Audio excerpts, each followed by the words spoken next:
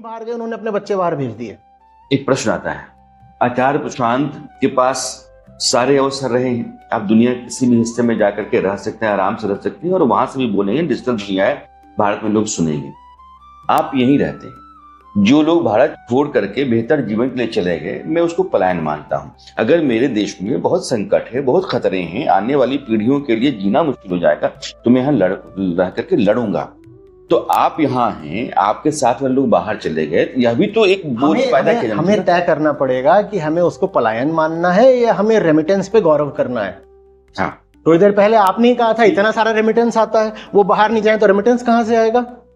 हमको तय करना पड़ेगा कि हमें उन्हें पलायनवादी मानना है या इस बात पे गौरव करना है कि माइक्रोसॉफ्ट में और एडोबी में और गूगल में वहां पर शीर्ष पदों पर भारतीय बैठे हुए हैं। हमें ये तय करना पड़ेगा। लेकिन उस तरह कंपनियां भारत में भी तो हो सकती हैं, भारत में तो खड़ा। अरे भारत में तो हो सकती हैं, भारत में आप कंपनी बनाने निकलो और आपको मारपीट ही दे सड़क पे, तो आप क्या कर लोगे? मैं यहाँ रह रहा हूं तो मैं जानता हूं ना किस तरह खतरों के बीच रह रहा हूं, आप भी जानते हैं वैसे। तो मैं यहाँ हूं, पर कब तक हूं मुझे क्या पता। ये लोग तो जहां पर भीड़ का राज चल रहा है और अंधी भीड़ कुछ भी कर सकती है और उसको प्रशासन का और सरकार का भी प्रश्रय मिला हुआ है, वहां पर आदमी कैसे टिके, कैसे काम करे?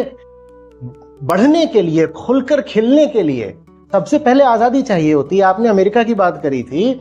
अमेरिका में जितनी आजादी है कुछ नया होने की, कुछ नया करने की, उसकी दशांश, उसके एक छोटे हिस्से की आजादी भी भारत में है क्या? और नहीं है तो यहाँ की प्रतिभा बाहर भागती ही रहेगी, आप उसको नहीं रोक पाओगे। प्रतिभा बाहर भागेगी, सेलिब्रिटी बाहर भागेंगे, या किसी के पास किसी भी तरह से पैसा आ गया है वो भी बाहर भाग जाएगा। नहीं तो दुनिया के बाकी हिस्सों में रहने वाले लोगों के लिए भागने का केंद्र भारत क्यों नहीं हो सकता? मैं जानना चाहता हूं आपसे, भारत में इतना बड़ा संकट या खतरा क्या है कि भारत को हम उस तरीके से नहीं बना सकते हैं जैसा सब बन सकता है। और हमारे पास जो आध्यात्मिक आधार मौजूद है, हमारे पास जो दार्शनिक आधार मौजूद है, वो इतना सशक्त है कि भारत दुनिया का शीर्ष देश हो सकता है। लेकिन उसके लिए हमको यहाँ की संस्कृति में बदलाव करना पड़ेगा। वो पिछले 1000 साल की दासता के कारण हो सकती है, उसके अन्य कई कारण हो सकते हैं, लेकिन अभी जो हमारी संस्कृति है वो वास्तविक सनातन से बिल्कुल कटी हुई है। हमने तमाम तरह की रूढ़ियों को, प्रथाओं को, परंपराओं को, मान्यताओं को, धारणाओं को, अंधविश्वासों को मान लिया है कि यही तो संस्कृति होती है। उस संस्कृति का धर्म से कोई लेना देना नहीं है। देखिए, सीधा सा नियम होता है, संस्कृति का आधार होना चाहिए धर्म और धर्म का आधार होना चाहिए दर्शन। और ये जो दोनों ही तार हैं ये भारत में कट गए हैं। भारत में संस्कृति का आधार धर्म नहीं है। कुछ भी संस्कृति चल रही है उसको बोलते हैं कल्चर है। कल्चर है मतलब कुछ चल रहा है, किसी वजह से चल रहा है, तो बस कल्चर, यही हमारी परंपरा, यही गौरवशाली है। संस्कृति धर्म से कट गई है और धर्म दर्शन से कट गया है। और जिस दिन भारत की संस्कृति धर्म से जुड़ गई और भारत का धर्म दर्शन से, फिलॉसफी से जुड़ गया, उस दिन आप भारत को रोक के दिखाइएगा। दुनिया भर का टैलेंट उस दिन भारत में आ रहा होगा, ठीक वैसे जैसे दुनिया भर का टैलेंट हमारे विश्वविद्यालयों में आया करता था। नालंदा में आता था, तक्षशिला में आता था, दुनिया भर के लोग भारत आते थे पढ़ने के लिए। एक प्रश्न आता है, आप मानते हैं कि सनातन की परंपरा से, उसकी संस्कृति से जुड़ करके हिंदुस्तान जो है वो उत्कर्ष पर पहुंच सकता है? बिल्कुल। लेकिन जैसे ही कोई सरकारी व्यवस्था सनातन के किनारे किनारे सिस्टम को खड़ा करना शुरू करती है तो होता है कि धर्मनिरपेक्ष नहीं है, क्योंकि वो एक धर्म को कहीं ना कहीं हाशिए पर रखती है। भारत में उपजे जितने धर्म हैं वो हिंदू है, बौद्ध है, जैन है, सिखिज्म है, इन सब को तो लेके चलती है, इस्लाम को छोड़ती है। और यहाँ क्या होता है कि सरकार नहीं है जो अपनी जिम्मेदारी निभा रही है। आप कहते हैं उत्कर्ष तो उसी रास्ते से है, और जब सरकार उस रास्ते चलती है तो होता है कि सरकार अपनी जिम्मेदारी नहीं निभा रही है। दो बातें मैं इसमें बोलूंगा। पहली बात, सनातन की परिभाषा ठीक होनी चाहिए। लोक मान्यता, लोक संस्कृति सनातन नहीं होती। कोई संस्कृति सनातन नहीं होती। सनातन संस्कृति अपने आप में ऑक्सीमोरोन है, एक विरोधाभास, एक कॉन्ट्रडिक्शन है। संस्कृति तो वो है जो बदलनी चाहिए, लगातार बदलती रहती है। संस्कृति को तो काल सापेक्ष होना होता है, समय के अनुसार उसे बदलना पड़ेगा, बदलती रही है, हमेशा बदलती है। सनातन सत्य होता है मात्र, संस्कृति नहीं होती है। और जो सरकार सनातन सत्य और उस सत्य से उपजे दर्शन या उस सत्य को नमित दर्शन के आधार पर शैक्षणिक पाठ्यक्रम बनाती है या पब्लिक पॉलिसी, सरकारी नीतियां बनाती है, उस सरकार को बिल्कुल नहीं डरना चाहिए कि कोई बोलेगा कि तुम सेकुलर नहीं हो। अगर सेकुलरिज्म का मतलब यह है कि भारत को दर्शन से, उपनिषद से और गीता से काट देना है, तो हमें नहीं चाहिए ऐसा सेकुलरिज्म। लेकिन यह नहीं होना चाहिए कि आप सनातन के नाम पर एक पंथ, एक समुदाय की परंपरा को पूरे देश पर थोपने की कोशिश करो। तो दो बातें मैं कह रहा हूं। सरकार को पहले समझना पड़ेगा कि सनातन माने होता क्या है। सनातन की दो बहुत विपरीत परिभाषाएं हो सकती हैं, और जो सबसे गड़बड़ परिभाषा है वही इस वक्त सर्कुलेशन में, प्रचलन में चल रही है।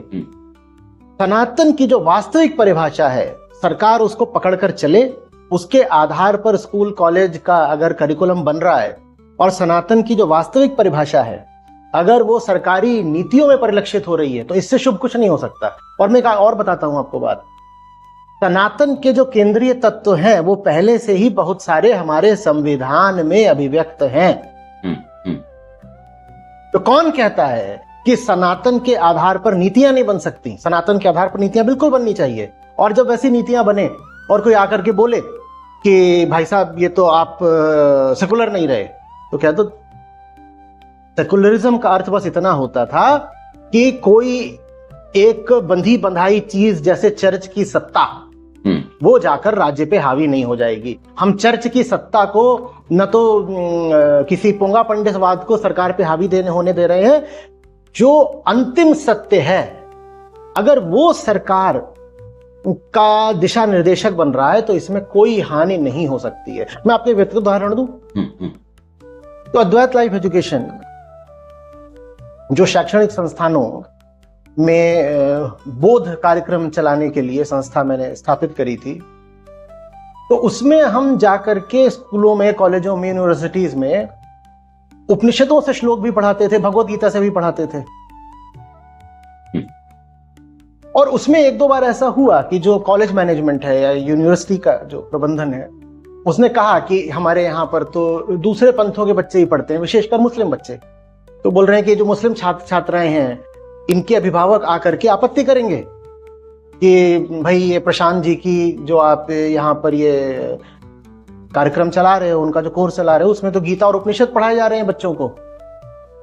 तो मैंने कहा अगर आपत्ति करेंगे तो मैं उनको संबोधित करूंगा, मुझसे बात कराइएगा।